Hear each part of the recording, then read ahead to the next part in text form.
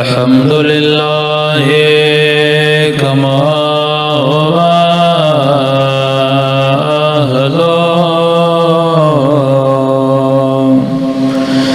الصلاة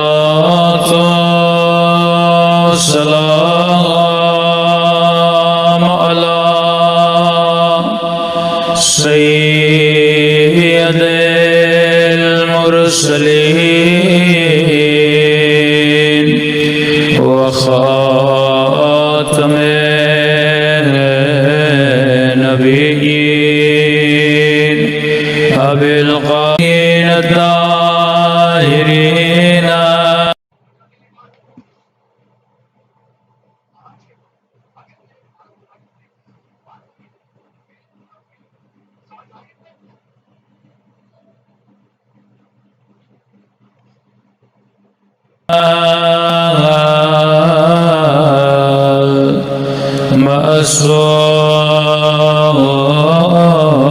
معصومين سمل کی دعا امام سما اللهم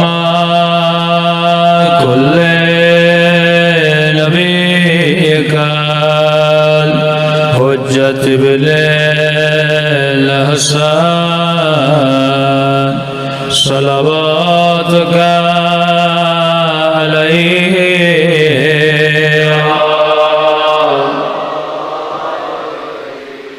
في هذه الساعة وفي كل ساعة وليا وحافظا وقائدا وناصرا ودليلا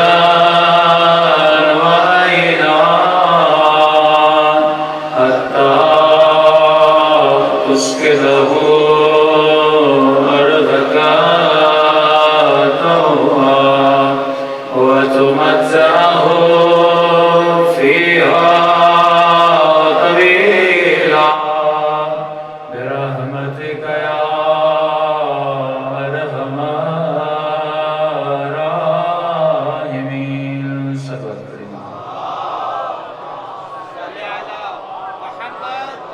الراحمين. بسم الله الرحمن الرحيم رب اشرح لي صدري ويسر لي امري واحلل عقدة من لساني يفقهوا قولي اما بعد فقد قال سبحانه وتعالى في محكم كتابه بسم الله الرحمن الرحيم وما خلقت الجن والانس الا ليعبدون صلوات پر محمد وعلى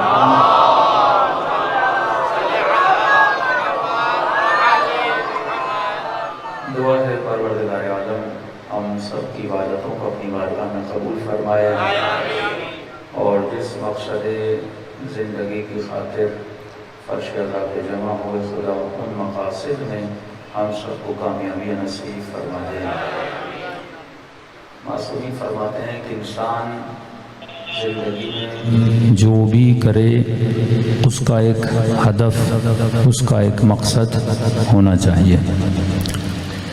اسی طرح خدا نے تجھے کائنات میں بھیجنے کا ایک مقصد بنایا. یہ مت سمجھنا کہ تو کھیل اور کود کے لیے آیا ہے یا ٹائم پاس کے لیے آیا ہے، بلکہ تو خلقت کائنات کے مقصد کو بنانے کے لیے آیا ہے کہ یہ جتنی کائنات اس کے اسباب میں نے خلق کیے اس کا ہدف تو تھا اور تیری ڈائریکشن بتائے گی کہ تیری خلقت کا مقصد کیا تھا.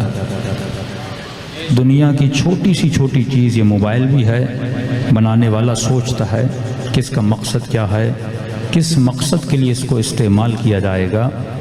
تو یہ کیسے ممکن ہے کہ خدا سے بڑی مشین بنائے جس کا نام انسان ہے، اور جس مشین نے اتنی کروڑوں مشینوں کو چاہتا تھا، کیا وہ بنوانا چاہتا تھا جو تو بنا رہا ہے؟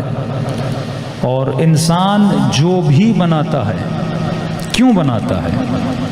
جب کسی چیز کی ضرورت کو یہ محسوس کرتا ہے تو اس کا ذہن یا اس کا دماغ یا اس کی عقل نام مختلف ہیں، وہ ضرورت کو پورا کرنے کے لیے اس کی خدمت میں لگ جاتا ہے۔ عقل کا کام ہے آپ کی ضرورتوں کو پورا کرے۔ اب ایک بندے کو چوری کرنی ہے، اس کی عقل اس کو اتنے آئیڈیاز دے گی کہ تو چوری کس طرح کر۔ ایک بندے کو وزیر اعظم بننا ہے، ایک کو ایم پی اے بننا ہے، ایک کو ایم پی اے بننا ہے، ایک کو ایم این اے بننا ہے، تو عقل اس چیز کو پورا کرنے کے لیے حاضر خدمت ہو جاتی ہے۔ عقل کو یہ شناس نہیں ہے کہ مجھے کیا چیز بنانی ہے، کیا چیز نہیں بنانی۔ ایک اور چیز ہے جو عقل کو ڈائریکشن دیتی ہے کہ مولا وہ کون سی چیز ہے، تو یہ حدیث آپ نے سب نے سنی ہوگی، حل الدین الا الحب والبغض، کیا دین محبت اور بغض کے، جتنا کچھ دنیا میں کرتے ہیں محبتوں کی وجہ سے، اور اگر ہم کسی سے بغض بھی کرتے ہیں تو اس کا ریزن بھی محبت ہے، کیونکہ اگر محبت نہ ہو تو بغض نہ ہونا، یعنی اگر علی نہ ہو تو دشمن علی۔ دنیا اگر یزید کو جانتی بھی ہے تو حسین کی وجہ سے، یہ محبت علی ہے جو دشمن آج دنیا اگر یزید کو جانتی بھی ہے تو حسین کی وجہ سے، ورنہ یزید کی اوقات کیا ہے۔ تو یہ سارا دار و مدار محبتوں کا ہے۔ اب محبت کس سے ہے؟ مثلا بندے کو محبت ہے اپنی باڈی سے، جسم سے۔ اب کیونکہ جسم سے محبت ہے، جسم جب رات کو سوتا ہے تو اسے نرم بیڈ چاہیے، تو یہ عقل کو آرڈر دے گا کہ میرے لیے نرم بیڈ بنا، نرم بستر کا تہیہ کر، تو عقل اس بستر کو بنانے میں اپنی ساری انرجی کو کیا کر دے گا؟ لگا دے گا۔ انسان کو اپنے بزنس سے بڑا پیار ہے اور اسے لمبے لمبے سفر کرنے ہیں، تو اب سفر کو کیسے طے کرے؟ سفر تو جسم کو کرنا ہے نا، تو یہ عقل پوری کوشش، یہ برین پورا پاور لگا دے گا کہ اس کے لیے تیز تیز سواریاں بنائے، کشتیاں بنائے، جہاز بنائے۔ اب انسان کا کام ہے لیکچر دینا، فار ایگزامپل لیکچر بھی آپ کی ڈیمانڈ ہے، اب مجمع اتنا زیادہ ہے، آواز کہاں تک جائے، تو عقل ایکٹیو ہو جائے گی کہ آواز کو کیسے پہنچانا ہے، تو یہ لاؤڈ کو بنانا شروع کر دے گی۔ تو جتنا کچھ بن رہا ہے اس کا جو دار و مدار ہے وہ محبت ہے۔ محبت کس سے ہے؟ مختلف چیزوں سے۔ بندے کو اپنی اولاد سے محبت ہے تو اس کے لیے کمانے جاتا ہے، عقل کام کرنا شروع کر دیتا ہے۔ بندے کو شہرت سے محبت ہے، اب اس کو بہت جلدی مشہور ہونا ہے تو عقل اسے شارٹ کٹس دینا شروع کر دیتی ہے۔ بندے کو مثلا مال سے محبت ہے تو عقل اسے رشوت کے کئی طریقے بتانا شروع کر دے گی کہ جلدی سے مال کیسے بنایا جاتا ہے۔ اب بندے کو خواب ہے کہ میں ایک دن میں کروڑ پتی بن جاؤں تو عقل اسے بالکل شارٹ راستہ بتائے گی۔ کبھی غلط راستے بھی سامنے آ جاتے ہیں کہ مثلا ہیروئن کو بیچ لو، مثلا نشے چیزوں میں چلے جاؤ، مثلا غلط لوگوں سے دوستیاں کر لو۔ تو رے کی حکومت کا خواب، رے کی محبت کا خواب جو ابن سعد کے وجود میں تھا، اسے سب سے شارٹیسٹ جو راستہ عقل اور ذہن نے بتایا وہ کون سا تھا؟ کہ کربلا میں آؤ، قتل حسین کرو۔ تو عقل بذات خود بری چیز نہیں ہے، عقل کا کام ہی یہی ہے کہ بندے کے لیے راہوں کو، راستوں کو کھول کر، انرجی دے کر اس کی راہوں کو آسان کر دے۔ اصل جو برا ہوتا ہے وہ محبت بری ہوتی ہے، کہ بندہ اگر غلط چیز کا عاشق بن جائے تو عقل اس محبت کی خدمت میں لگ جاتی ہے۔ بندہ اگر صحیح چیز کا عاشق بن جائے تو عقل صحیح چیز کی خدمت میں چلی جاتی ہے۔ تو اہل بیت کا کام یہ تھا کہ آپ کے دلوں میں غلط محبتوں کو نکال کر حسین کی محبت کو ڈال دیا جائے۔ مجلس کا سب سے بڑا کمال یہ ہے کہ مجلس غلط محبتوں کو نکالتی ہے اور صحیح محبتوں کو ڈالنا شروع کر دیتی ہے۔ اور جب آپ کے پاس محبت آ جاتی ہے، تو میں نے کئی ایسی جگہوں پہ مجلسیں پڑھی، شدت کی گرمی، دوپہر کے 2 بجے مومن مجلس میں بیٹھا ہوا ہے۔ کوئی سوال یہ ہے کہ انسان بدن کی آسائش کو چاہتا ہے نا، بندہ کہے گا میں اے سی میں بیٹھوں، ٹھنڈی ہواؤں میں بیٹھوں، یہ گرمی میں کیوں بیٹھا ہے؟ کیونکہ جب حسین کی محبت شدت اختیار کر گئی، اب اسے جسم کی پرواہ نہیں رہتی۔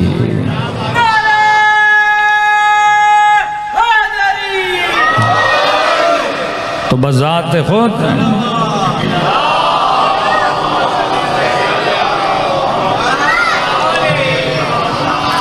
تو جب تک آپ اپنے انٹرنل سسٹم کی ایکٹیویٹی کو سمجھ نہیں پائیں گے تب تک آپ اس کو مینیج نہیں کر پائیں گے. اس لیے فرمایا من عرف نفسہ فقد عرف ربہ، جو اپنے آپ کو سمجھ جائے وہ خدا کو سمجھ جاتا ہے. تو آپ کا جو محور اور مرکز ہے وہ آپ کی محبتیں ہیں. اب مجھے دیکھنا یہ ہے کہ میں کس سے محبت کر رہا ہوں. جس سے محبت کرو گے عقل اسی کی خادم بن جاتی ہے. اگر اللہ کی محبت سب سے زیادہ ہوگی تو عقل خادم خدا بن جائے گی.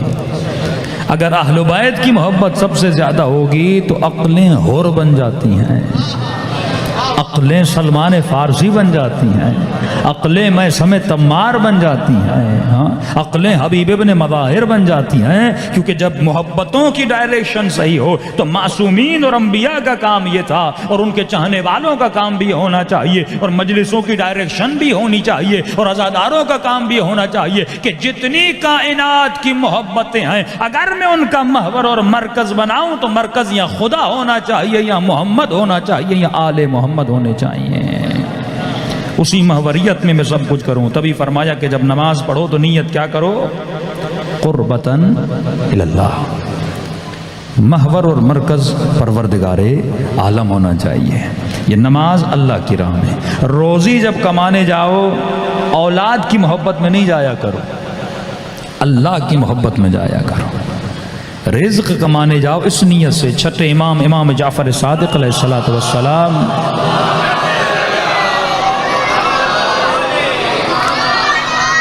مولا کے پاس ایک شخص آئے کہ مولا فلاں آپ کا چاہنے والا ہے اور بڑا دنیا دار بن چکا ہے. امام نے کہا ڈیفینیشن بتاؤ، کیا مطلب دنیا دار بن چکا ہے؟ کہ مولا صبح سے شام تک بزنس میں لگا رہتا ہے. امام نے کہا اگر وہ بزنس اس لیے کر رہا ہے تاکہ معاشرے میں عزت نفس کو بچائے، رسپیکٹ ہو اس کی معاشرے میں، اچھا اسٹیٹس ہو اس کا معاشرے میں، اس کے بچے ہر کسی کے سامنے ہاتھوں کو نہ پھیلائیں اور عزت کی زندگی گزاریں، تو اس کا بزنس عین عبادت ہے. تو محبت کا معیار ہے نا. مولا ایک جگہ سے گزر رہے تھے، زمین پر ایک مرا ہوا کتا پڑا ہوا تھا. سب نے اپنے ناک پہ ہاتھ رکھا، بدبو آ رہی تھی. مولا نے کہا علی کے نزدیک تمہاری دنیا کی قیمت اس مرے ہوئے کتے سے بھی کم ہے. جب یہ جملہ کہا تو سننے والے پریشان ہو گئے. یا علی جب دیکھو دنیا کی برائی کرتے رہتے ہیں، جب دیکھیں دنیا کو برا بھلا. کبھی کہتے علی نے دنیا کو 3 طلاقیں دی، کبھی کہا مچھر کے پر کے برابر نہیں، کبھی کہا میری جوتی کے برابر نہیں. آج تو مولا آپ نے حد کر دی. بدبودار نجس کتے کے برابر بھی دنیا نہیں آپ کے نزدیک. کسی صحابی نے کہا کہ یا علی کوئی تو ایسی چیز ہوگی نا جو دنیا میں آپ کو بھی اچھی لگے، کوئی تو ایسی چیز ہوگی نا. مولا نے کہا علی کو دنیا کی 6 چیزیں بڑی اچھی لگتی ہیں. دیکھو مرکز اور محور اگر بدل جائے تو دنیا بھی اچھی ہے. بذات خود دنیا اللہ کی مخلوق ہے نا، کیوں بری ہوگی؟ اگر دنیا سے مراد یہ درخت ہے، یہ چاند ہے، یہ ہوائیں ہیں، یہ آکسیجن ہے، یہ پتے ہیں، یہ بارش کے قطرے ہیں، یہ نہیں ہے. جس طرح تو اللہ کی خلقت ہے، دنیا اللہ کی خلقت ہے، دنیا بری کیوں ہوگی؟ تو اس چیز کو کہاں استعمال کر رہا ہے، اس کی مثال دوں گا. مولا فرماتے ہیں علی کو دنیا کی 6 چیزیں بڑی پسند ہیں. مولا وہ کون سی 6 چیزیں ہیں؟ فرمایا علی کو دنیا کے 2 گھونٹ بڑے پسند ہیں، علی کو دنیا کے 2 قطرے بڑے پسند ہیں، علی کو دنیا کے 2 قدم بڑے پسند ہیں. کہ مولا 2 گھونٹ، 2 قطرے، 2 قدم، یہ کون سے 2 قدم ہیں جو آپ کو بڑے پسند آئے؟ فرمایا پہلا وہ قدم جو دنیا میں اٹھے اللہ کی اطاعت کے لیے. زمین تو زمین ہے نا، لیکن تو زمین پہ قدم کس محور و مرکز میں اٹھا رہا ہے؟ اصل یہ ہے پیسہ برا نہیں، زمین بری نہیں، گھر بری نہیں، اولاد بری نہیں، مال برا نہیں، تلوار کوئی چیز بری نہیں ہے، لیکن تو اسے کس مرکز و ڈائریکشن میں استعمال کر رہا ہے، وہ ڈائریکشن صحیح ہونی چاہیے. محبت بری نہیں ہوتی، جس سے محبت کرتا ہے وہ برا ہوتا ہے، اچھا ہوتا ہے. اگر وہ چیز اچھی ہو جائے. اب بندہ ایک متدین انسان سے محبت کر سکتا ہے نا، ایک مرد ایک متدین نیک پرہیزگار خاتون کے عشق میں بھی محبت میں بھی اس سے جا کے شادی کر سکتا ہے، لیکن اگر خدا نخواستہ ایک کیریکٹر لیس، ایک بد کردار، ہاں ایک غلط عورت سے محبت ہو جائے تو اس کو پانے کے لیے اس کا عقل اس کی خدمت میں مشغول ہو جاتا ہے، ہر باپ اپناتا ہے، ہر کام کرتا ہے، ہر تعویذ کے پیچھے جاتا ہے، ہر مولوی کے پیچھے لگ جاتا ہے، سب کچھ کرتا ہے کہ وہ چیز مجھے مل جائے، یہ پوری رات اس کی عقل دوڑتی رہتی ہے کہ وہ چیز مل جائے۔ عقل بری نہیں ہے، اس کا کام ہی خادم ہے، یہ خادم ہے تمہاری محبتوں کو پورا کرنے کے لیے۔ سوال یہ ہے تو کس کی محبت میں مبتلا ہے؟ یہ سلیکشن تیرے روح کی ہے، یہ روح بتاتی ہے۔ اب یہاں سلیکشن روح کی ہوتی ہے یا نفس کی ہوتی ہے؟ اگر نفس کی سلیکشن ہے تو فرمایا ان نفس لامارۃ بالسوء، یہ ہر وہ چیز چنتا ہے جو بری ہے، اور روح قل الروح من امر ربی، روح ہر اس چیز کا انتخاب کرتی ہے جو امر پروردگار عالم ہے۔ تو تجھے سلیکشنوں کو دیکھنا ہے کہ جس چیز کو سلیکٹ کر رہا ہے کیا وہ سلیکشن تیرے نفس کی ہے یا روح کی ہے۔ تو محبت کی ڈائریکشن اگر صحیح جگہ پہ لگا لو گے تو دنیا میں جینا بھی عبادت، چلنا بھی عبادت، سونا بھی عبادت، بولنا بھی عبادت، اور اسی دنیا میں کمانا بھی عبادت ہو جاتا ہے۔ پھر ربنا آتنا فی الدنیا حسنہ وفی الآخرۃ حسنہ، پھر دنیا بھی حسنات کا مجموعہ ہے، آخرت بھی حسنات کا مجموعہ ہے۔ تو مولا فرماتے علی کو دنیا کے دو قدم بڑے پسند ہیں، پہلا وہ قدم جو اللہ کی اطاعت کے لیے اٹھے، علی کو یہ قدم بڑا پسند ہے۔ دوسرا وہ قدم جو کسی رشتہ دار، کسی مومن کی مدد کے لیے اٹھے، یا کبھی کہا عیادت کے لیے اٹھے۔ بہن بیمار ہے، بھائی بیمار ہے، مومن بیمار ہے، اس کو خوش کرنے کے لیے اٹھے۔ مولا کے پاس یہ دونوں قدم ہیں، ایک قدم علی کا مسجد کی طرف جا رہا ہے، دوسرا قدم رات کے اندھیروں میں یتیموں کی مدد کے لیے جا رہا ہے۔ پوری زندگی دو قدم، یا مولا کا قدم میدان جہاد میں ہے، اللہ کی راہ میں ہے، یا مولا کا قدم یتیم پروری میں ہے، غریب پروری میں ہے۔ دونوں قدم علی ابن ابی طالب کو۔ مولا فرماتے ہیں اچھا بعض لوگ بڑے کنجوس ہیں، کچھ دے نہیں سکتے، کسی غریب کی مدد نہیں کرتے، تو مولا فرماتے ہیں اور کچھ نہیں تو کم از کم علی والے کے چہرے پر مسکراہٹ ہونی چاہیے۔ ہاں ہر ایک دیکھیں غیبت حرام ہے نا، الغیبت اشد من الزنا ہے، لیکن ایک غیبت سننا ثواب ہے۔ دین کا پوائنٹ آف ویو بڑا عجیب ہے، ہر غیبت حرام لیکن ایک غیبت سننا حرام نہیں بلکہ ثواب ہے۔ کون سی غیبت ثواب ہے؟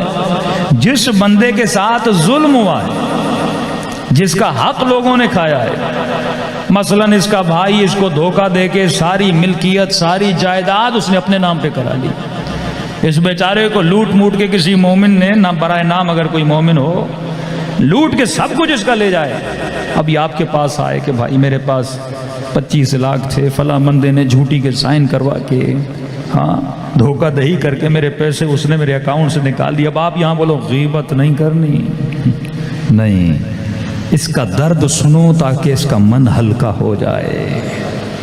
تو غریب کی آہ سننا بھی کیا ہے؟ ثواب بن جاتا ہے۔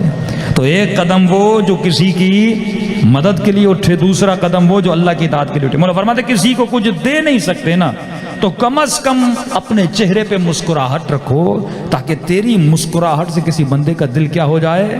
خوش ہو جائے۔ مولا فرماتے جن کے چہرے ابوس ہوتے ہیں، مرجھائے ہوئے ہوتے ہیں، ہمیشہ اخما حالت میں اور غصے کی حالت میں ہوتے ہیں، یہ چہرے میرے شیعوں کے چہرے نہیں ہوتے۔ کہ ایک مومن نے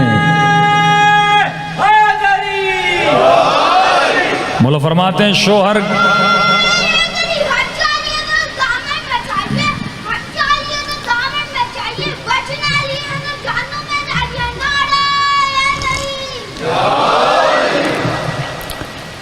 مولا فرماتے ہیں جب شوہر گھر آئے تو بیوی کا چہرہ کھلے ہوئے پھول کی طرح ہونا چاہیے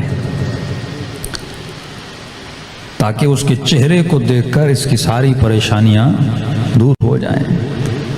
اور شوہر جب گھر آئے تو اس کی حالت کیسے ہونی چاہیے؟ فرمایا جیسے بارش ہوتی ہے نا، کیچڑ ہو جاتا ہے، چپلوں میں لگ جاتا ہے، تو جب گھر میں داخل ہو تو کیچڑ کو جھاڑ کے بندہ گھر جاتا ہے، تو باہر کے جتنے ٹینشن ہیں باہر چھوڑ کے اندر چلا جائے۔ کسی مومن نے کہا مولانا ہمارا باپ تو گھر آتا ہے ایسے لگتا ہے شمر گھر میں آ گیا ہے، کہا ایسا چہرہ، ایک بچہ ادھر بھاگا، بیوی ادھر بھاگی۔ یہ اخلاق اہل بیت کا اخلاق نہیں ہے کہ میں مجلسوں سے کچھ زیادہ نہیں صرف یہ لے کر جاؤں کہ بھائی علی والا خوش اخلاق ہوتا ہے، اس کے چہرے پر مسکراہٹ ہوتی ہے، نرمی سے بچے بات کر سکتے ہیں، آسانی سے بیوی بات کر سکتی ہے۔ تو فرمایا 2 قدم کچھ نہیں دے سکتے نا تو مومن کو ایک مسکراہٹ تو دے سکتے ہو نا۔ ایک بندہ پریشان حال ہے، تو تھوڑا سا مسکرائے گا، درد سنے گا۔ مولا حسن مولا علی کو دفن کر کے واپس آ رہے ہیں، ایک خرابے سے آواز آ رہی ہے کہ 3 دن گزر گئے میرا دوست نہیں آیا۔ آگے بڑھتے ہیں کہ فقیر کیسا دوست؟ کہ میں نہیں جانتا تھا، روز آتا تھا، اپنے ہاتھوں سے مجھے کھانا کھلاتا تھا، جب میں تھک جاتا تھا اپنے ہاتھوں سے میرا سر دباتا تھا۔ عجیب بات ہے۔ میں نے اس سے پوچھا ہے دوست تو ہے کون؟ ذرا نام تو بتا۔ کہ نام میں کیا رکھا ہے؟ بس اتنا جان لے تو میرا دوست ہے، میں تیرا دوست ہوں۔ نام کو کیا کرے گا؟ کسی کو خوش کرنا۔ ایک بندہ ناراض بیٹھا ہے، پریشان بیٹھا ہے، کئی لوگ ہوتے ہیں کہتے ہیں یار یہ تو ہمیشہ اپنے مسئلے بتاتا رہتا۔ بھائی 2 منٹ اگر تو تیرے ساتھ ڈسکس کر لے گا، اس کو 2 اچھے مشورے دے دے گا۔ تو مال نہیں دے سکتا، زبان سے تو لوگوں کو خوش کر سکتا ہے نا، چہرے سے تو لوگوں کو خوشیاں دے سکتا ہے نا۔ حدیث قصہ کو صرف جس طرح گاڑی کا ایک سٹارٹ بٹن ہوتا ہے نا، آج ہماری مجلسوں کا جو سٹارٹ بٹن ہے حدیث قصہ ہے۔ رسم بنا دیا ہے ہم نے حدیث قصہ کو۔ نیا گھر بنانا ہے تو حدیث قصہ پڑھنی ہے، مجلس پڑھنی ہے، سٹارٹ کرنی حدیث قصہ سے کرنی ہے۔ کوئی روایت نہیں ہے، کوئی قرآن کی آیت نہیں ہے۔ حدیث قصہ سے تم نے سیکھا کیا؟ حدیث قصہ اخلاق سیدہ کا مظہر ہے۔ دیکھو اس حدیث قصہ میں کیا، یا ثمرۃ فؤادی، اے میرے دل کے چین۔ یہ بچوں کو بلانے کا طریقہ ہے۔ ہم کیسے بلاتے ہیں بچوں کو؟ ایسے ایسے گندے لقب بچوں پہ رکھ لیتے ہیں، یعنی ہمارے بچوں کے بلانے میں بھی آوازوں میں نیگیٹیوٹی ہے۔ مومن حسن ظن کا کمال اور مظہر ہوتا ہے، اچھے ناموں سے اپنے بچوں کو بولا۔ اہل بیت نام بھی رکھتے تھے، پھر لقب بھی دیتے تھے، یہ صفت تھی، لقب دیتے تھے۔ مثلا نام علی ہے، لقب زین العابدین ہے، لقب سید الساجدین ہے۔ مولا حسن کا نام حسن ہے، مجتبہ لقب ہے، سخیونہ لقب ہے۔ مولا علی کا نام علی ہے، مشکل کشا لقب ہے۔ یہ القاب ہیں، ابو تراب نبی نے لقب دیا تھا، لقب دیتے تھے۔ فرمایا بچپن سے بچوں کو اچھے لقب دو۔ مثلا بچے کو بلاؤ 4 لوگوں میں نا، پتہ چلے یہ میرا بچہ تھوڑا کنجوس ہے، اب بولو کہ بیٹا کنجوس نہ بنو۔ اب ظاہر ہے کئی چیزیں ہیریڈیٹی میں بھی آ جاتی ہیں، باپ کنجوس تو بچہ کنجوس، یا ماں کنجوس ہوگی تو بچہ کنجوس ہوگا، تو کئی چیزیں جینیٹکلی ہماری چیزوں میں باڈیز میں آ جاتی ہیں۔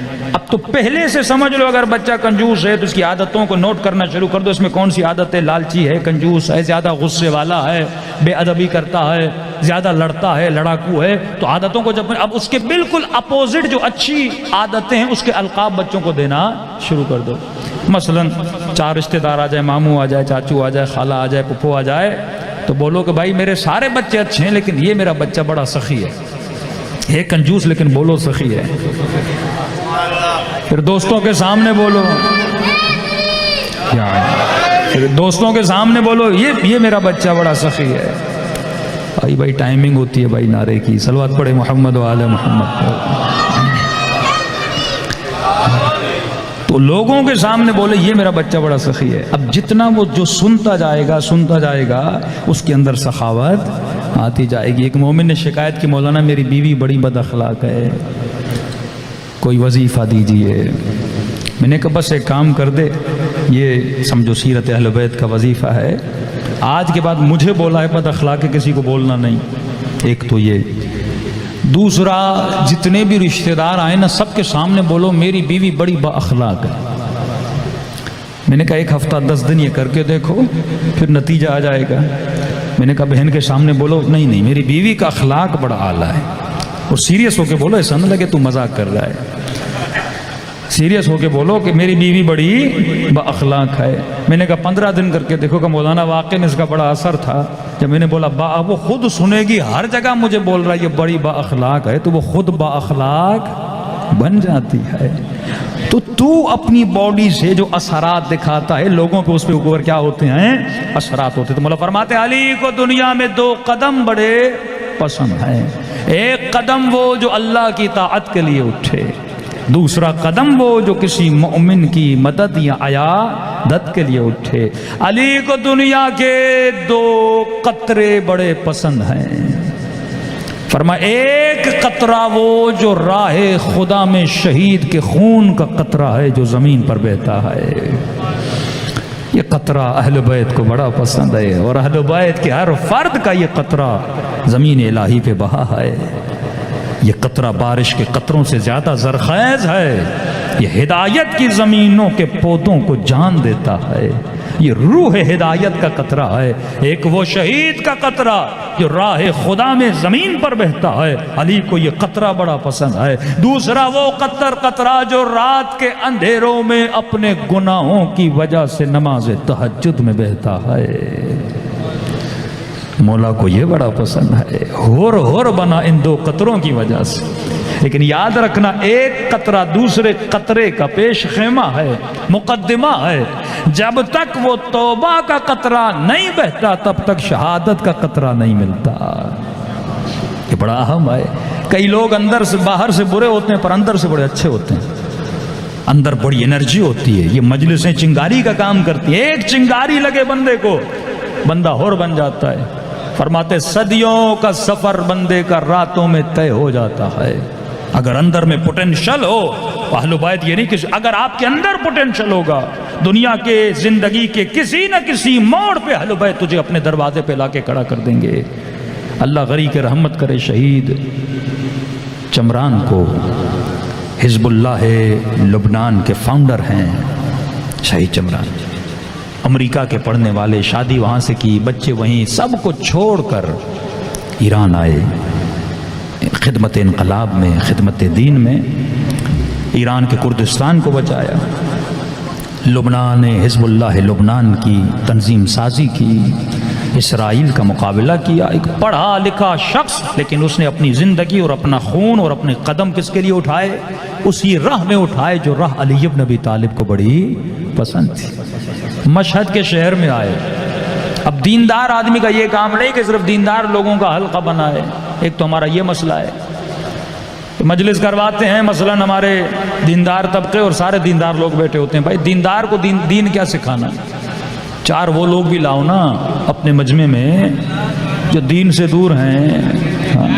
تو ان کو دور رکھو گے تو تم سے دور رہیں گے. مولا اتر جاتے تھے بستیوں میں، کافروں کے بیچ میں چلے جاتے تھے، مشرکوں کے بیچ میں چلے جاتے تھے، کبھی یمن کبھی کہاں، اور اپنے کردار اور اپنی رفتار اور اپنے اخلاق کی وجہ سے لوگوں کو مار کے آتے تھے. یہ واقعہ میں نے سنا ہوگا نا، مولا کسی جنگ میں گئے اور کسی کافر پہ وار کیا، کافر کی تلوار ٹوٹ گئی. اس نے کہا یا علی میں نے سنا آپ بڑے سخی ہیں. امام فرمایا تو نے صحیح سنا ہے. کہا آج اگر کچھ مانگو تو عطا کریں گے؟ امام نے کہا جو مانگ. اے کاش کچھ اور مانگتا. علی نے کھلی آفر دی تھی، جو مانگ. یہاں پر بھی عقل کی کمی ہے نا. بندے کی عقل کم ہو، بندہ کربلا جا کے اللہ سے گاڑی مانگتا ہے. عجیب دعائیں لوگ کرتے ہیں کربلا جا کے. فرماتے ہیں آیت اللہ قراتی فرماتے ہیں خدا سے حسین مانگ، حسین سے خدا مانگ. سب سے بڑی چیزیں جا کر مانگ. لوگ جا کے کیا مانگتے ہیں؟ عجیب عجیب چیزیں. یعنی میں کبھی سوچتا مولا حسین بھی سوچتے ہوں گے کہ بچوں کی طرح، جس طرح بچے کھلونے کے لیے روتے ہیں اور وہ بھی بچہ سمجھ کے ہمیں دے دیتے ہیں. اس طرح بچہ باپ سے ضد کرتا ہے نا، باپ کہتا ہے دے دو بچہ، تو مولا حسین بھی ہمیں بچہ سمجھ کے، انہی کے بچے ہیں، وہ ہمیں عطا کر دیتے ہیں. تو فرمایا جب جاؤ تو بلند چیزیں مانگا کرو. صلوات پڑھے محمد و آل محمد.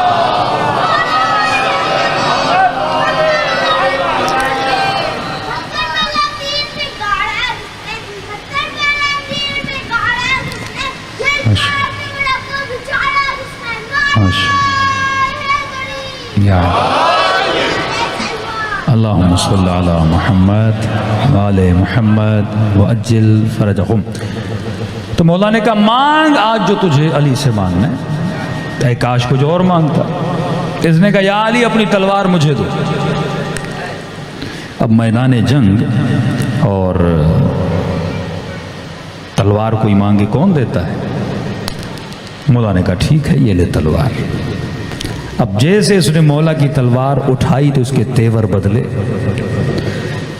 اٹھا کے کہنے لگا یا علی اب مجھ سے تجھے کون بچائے گا؟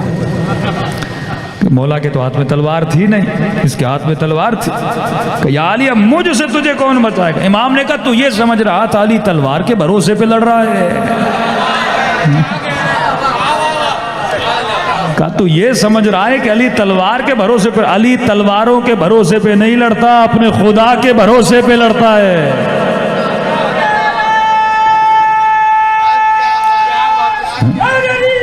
یا اللہم صلی علی محمد وآل محمد وعجل فرجہم. جیسے یہ جملہ مولا کی زبان سے نکلا اس نے تلوار پھینک دی. کہ یا علی اگر ایسا خدا ہے جس پہ اتنا بھروسہ ہے میں بھی اس پہ بھروسہ کرنا چاہتا ہوں. اس نے فوراً کلمہ پڑھا. مولا نے ہاتھ پکڑا. دور تھا، میدان کے بیچ میں تھے نا. نبی کے پاس آنے لگے. اصحاب نے کہا یا رسول اللہ عجیب ہے، کوئی علی کے چہرے پہ لعاب دہن پھینکتا، علی کھڑے ہو جاتے ہیں، 40 قدم چلنے لگتے ہیں.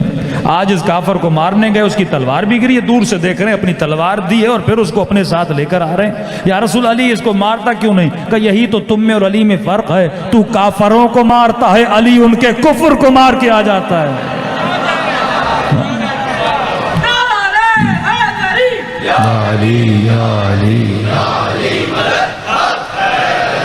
تو یہ اہل بیت کا کام تھا کہ کافروں کے بیچ میں جا کر، گنہگاروں کے بیچ میں جا کر، 4 نادان جوان گمراہ جوانوں کے بیچ میں جاؤ، ان کو اپنے کردار سے بدل کے حسین کے فرش پہ لاؤ.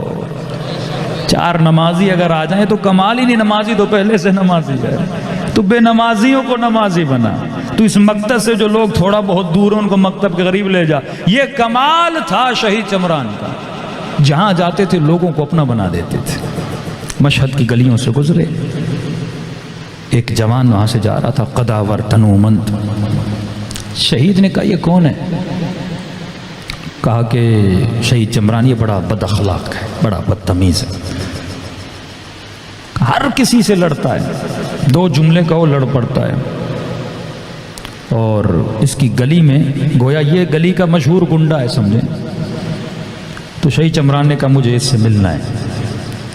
کہ نہیں شہید بڑا بدتمیز ہے. کہ 2 جملے بولیں گے، بولنے میں کیا ہے. شہید نے کہا گاڑی قریب لے جاؤ. قریب لے گئے. اس جوان کا نام لے کے، رضا نام تھا اس کا. کہ رضا ادھر آؤ. جوان قریب آیا. کہ جی.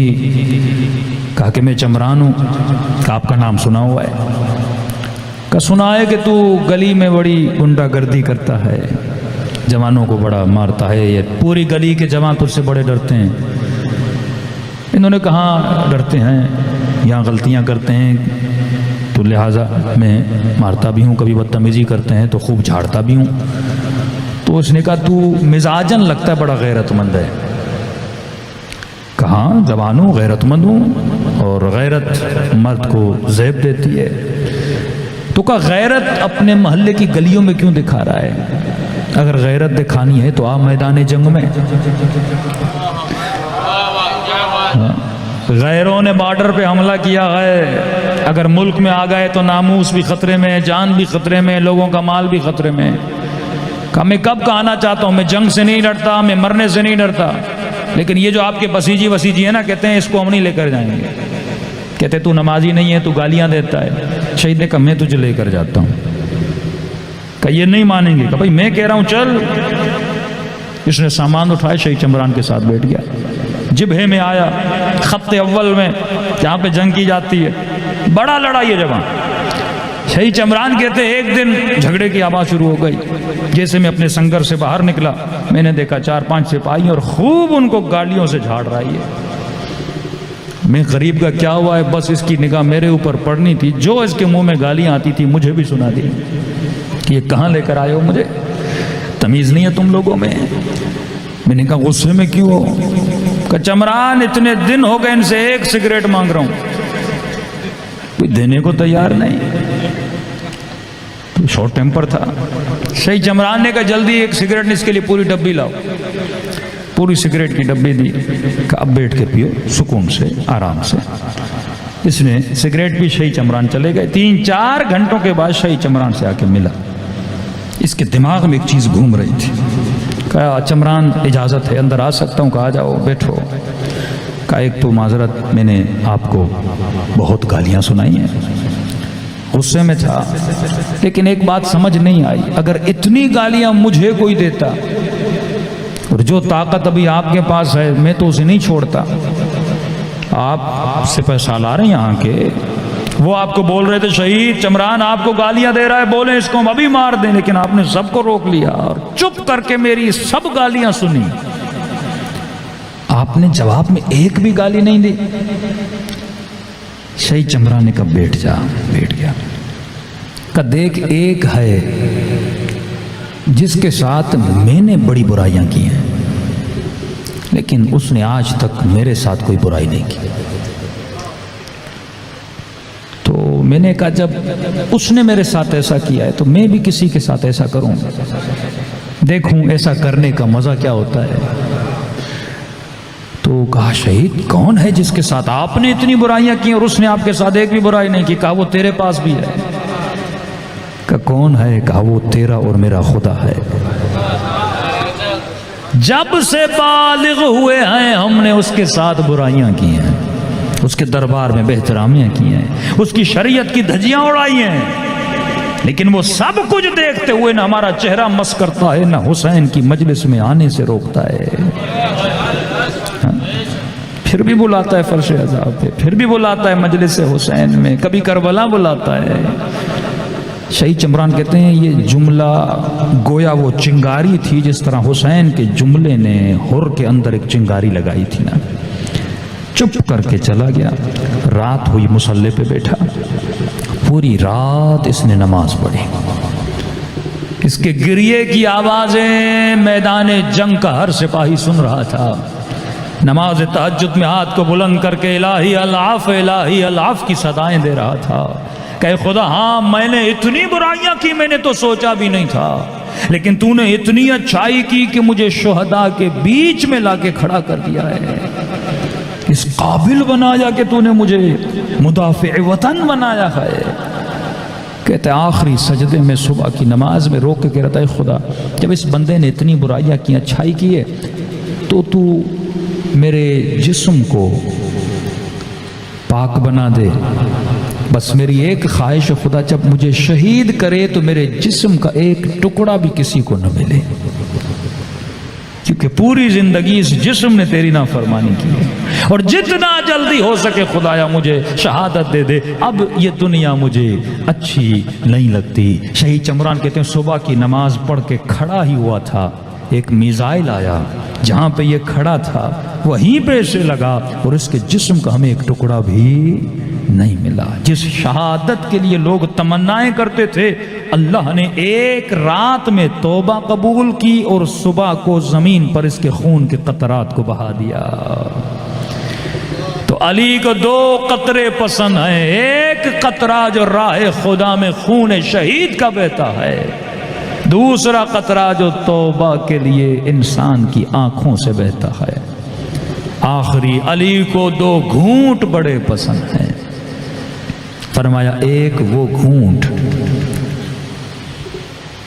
جو غصے میں پیا جاتا ہے، کبھی باپ غصہ دلائے، کبھی ماں غصہ دلائے، کبھی مومن غصہ دلائے، علی کو یہ گھونٹ بڑا پسند ہے، بندہ بدتمیزی نہ کرے، بے احترامی نہ کرے۔ دوسرا جب بندے پہ مصیبتیں آتی ہیں بندہ صبر کا گھونٹ پی لے، جو کربلا میں حسین ابن علی نے پیا تھا۔ فرماتی ہیں کہ ایک مرتبہ 4 سالہ بچی نے پھپھی زینب سے کہا کہ پھپھی اماں میں نے سنا ہے کہ قوم بنی اسرائیل نے رسول کا فرمان ہے نا امام زین العابدین کا کہ مسلمانوں کبھی حیوان کے سامنے ذبح نہ کیا کر. مجھے تعجب ہوتا ہے فیس بک پہ جب عید قربان آتی ہے نا، یہ صرف ریکارڈنگز کے لیے، لوگوں کو دکھانے کے لیے لائن میں حیوانوں کو ذبح کرتے ہیں.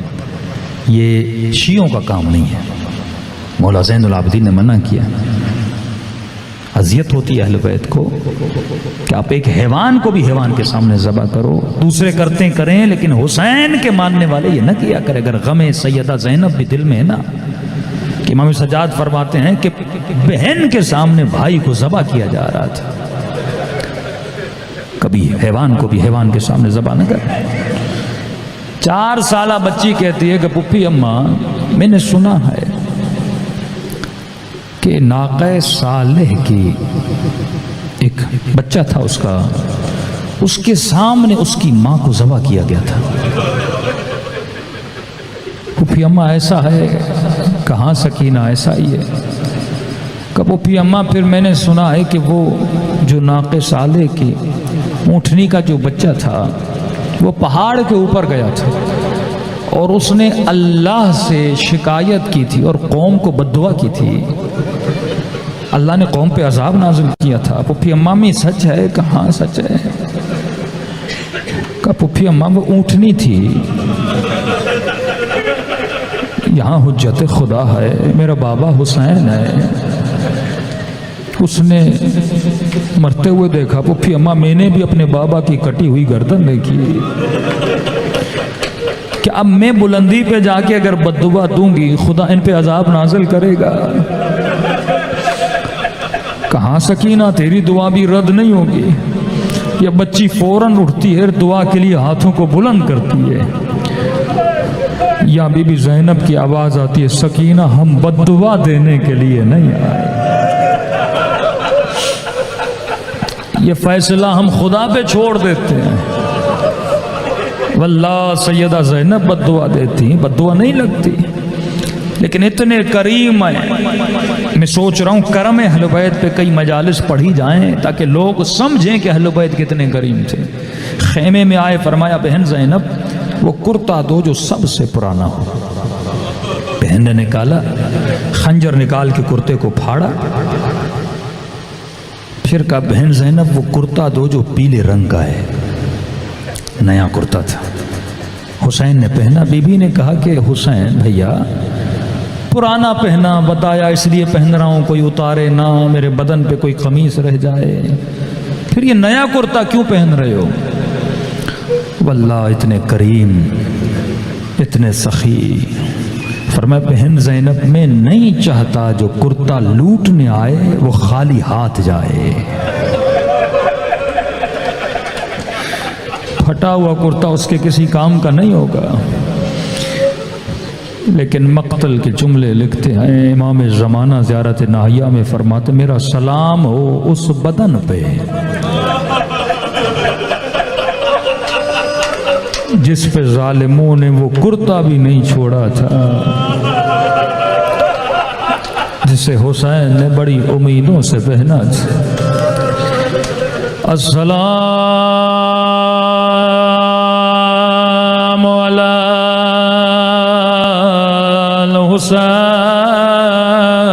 الحسین وعلی علی ابن الحسین وعلی اولاد سب مل کے وعلی اصحاب حسین کی صدا بلند ہو. السلام علی حسین وعلی علی ابن وعلی اولاد الحسین وعلی اصحاب. میرا سلام ہو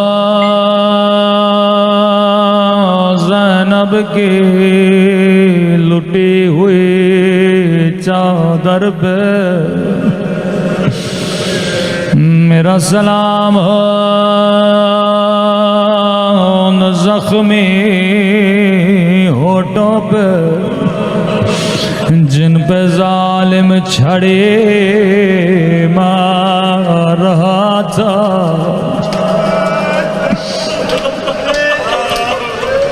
عزیزو یہ جملے میرے جملے نہیں ہیں، امام زمانہ کے جملے ہیں.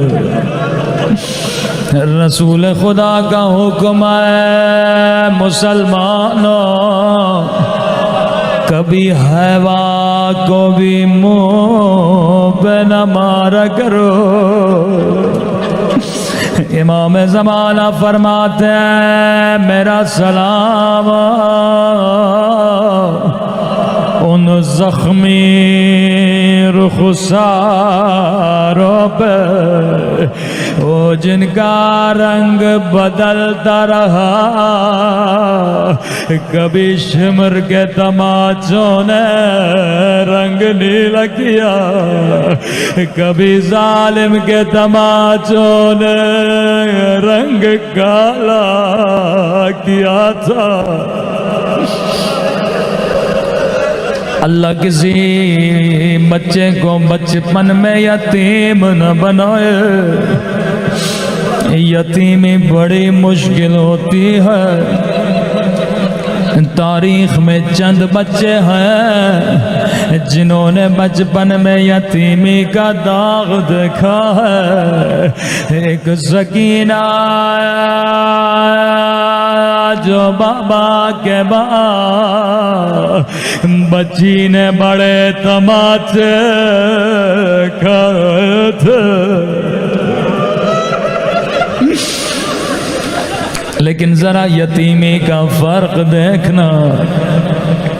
سکینہ نے حسین کے جانے کے بعد تماچے کھائے تھے. بڑے غیرت مند جوان بیٹھے ہو، آپ برداشت کر لو گے میں تماچا کھاؤں لیکن میرے بابا کو کوئی نہ مارے. آپ برداشت کرو گے میں تماچا کھاؤں لیکن کوئی میری ماں کو تماچا نہ مارے. سکینہ کا درد بڑا تھا، لیکن مدینے میں ایک بچہ یتیم ہوا تھا. رو کر کہنے لگا ظالم مارنا ہے تو حسن کو مارو، لیکن میرے سامنے میری اماں کو نہ مارو.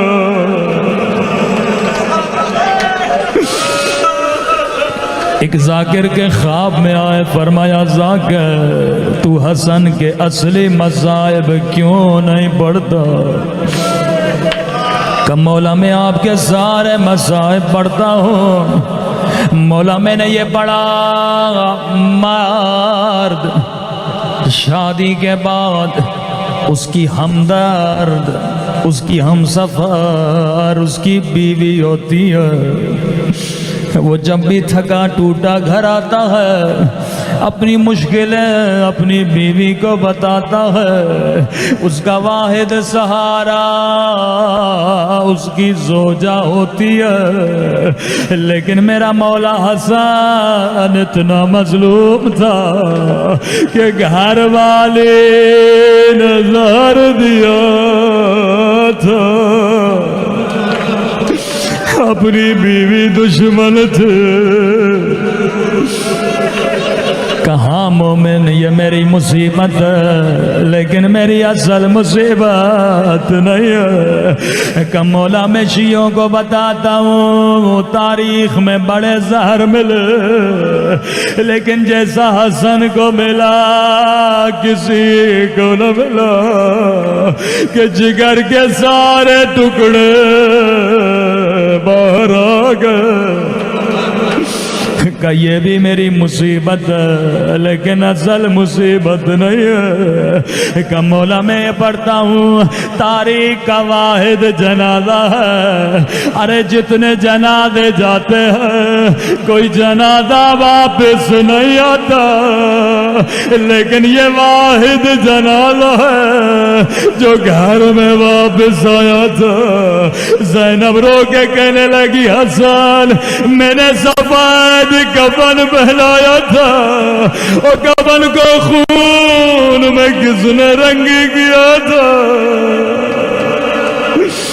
کہ یہ میرے مصائب لیکن میرے اصل مصائب نہیں ہے. کہ مولا خود بتائیے اصل مصیبت کیا ہے.